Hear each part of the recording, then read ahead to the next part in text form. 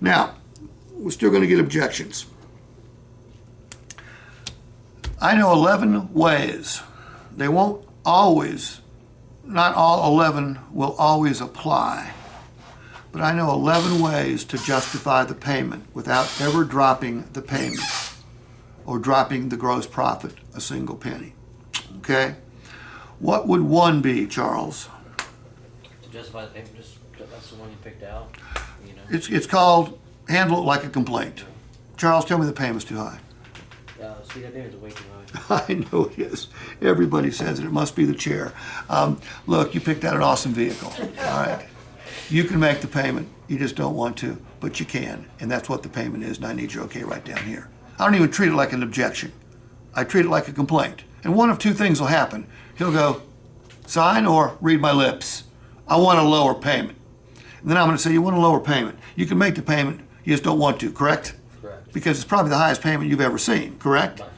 99% of the people that leave here these days are leaving with the highest payment they've ever seen because vehicles have never been more expensive and interest rates are 22-year highs, even though they're not very high.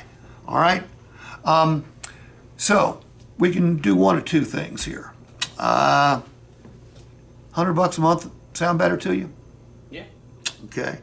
I need you to add $5,000 to your down payment. Now, do you want to live with a higher payment or keep the money where it is? Yeah, well, let me just keep money where it's at.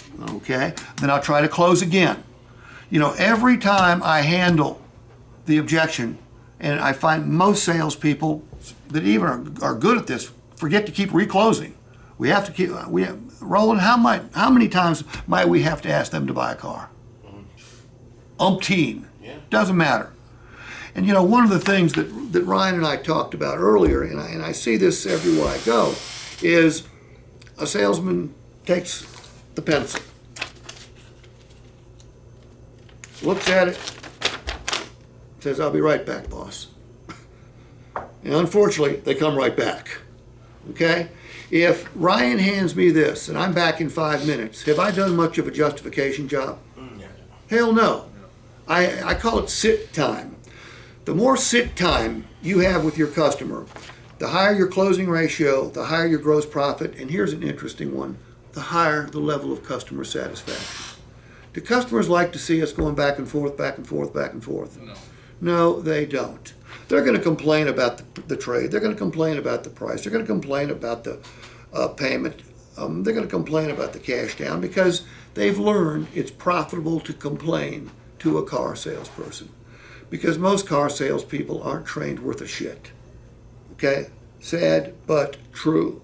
You guys are better trained than most. Not because I show up once every 3 or 4 months, but because you've got a management team that actually believes in training. Charles, have you guys been in any training sessions here lately? Yeah. Uh-huh.